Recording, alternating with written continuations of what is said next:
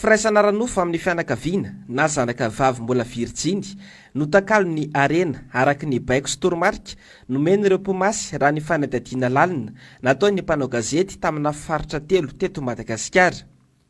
Efa tonga eto Andrenivohitra io fomba mampiorokoditra ity, saingy maro ireo zaza sy ray aman-dreny no tsy samy tantara ny manjo azy. Betsaka ny ray aman-dreny izay ataontsika hoe fa miravoravo tanana tanteraka, tsy mahita vahaolana ivoahana amin'ilay fahantrana sy ny fahoriana izay zakain'ny fianakaviany, dia miezaka mitady vahaolana izy tsy sosialy sy toe-karena intsony, fa mitady vahaolana izy any amin'ny resaka ara-panahy.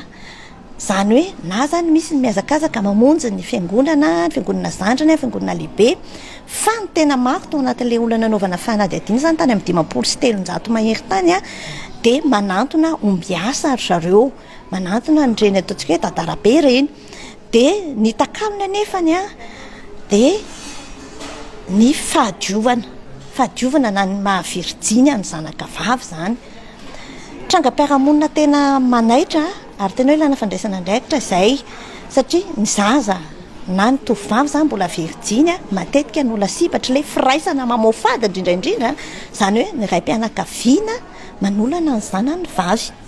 Dia izany zavatra izany nefany dia misy ny firaisana tsy kombakomba amin'ny ramatoavadiny. Dia tsy gaga zany tsika raha mahita eny amin'ny fiarahamonina amin'izao hoe rehefa voaolana ilay zanaka dia reny miteraka mihitsy indray no mandetika na misafidy miaro ny mpanolana sy ilay mpametaveta mamofady, satria efa tenerana ny mpivady zany hoe ho takalo n'ilay fitadiavan-karena na vahaolana amin'ilay fahantrana, dia izay ny takiny ny ody gasiny ihany na izay ny takiny ny zavatra inony, dia lasa miresy kombakomba mpivady dia manakalo an'izay fahadiovan'ny zanany izay zany. Saika ny ankabeazana mihitsy izy ary izay ny tena nanaitra tao anatin'ilay fanadihadiana hoe tena efa tandondondoza zany ny zaza malagasy indrindra ny tovovavy kely zany, satria tena mampatahotra be noho ny tsy fisiana vola. Ny roapolo isan-jato atao hoe nindrona nakany amin'ny resaka fivavahana, hoe ilay makany amina fiangonana zandrany. Misy ihany koa nefa manatona mopera mihitsy ry zareo hoe manana olana dia mirona any amin'ny resaka spiritualité zany.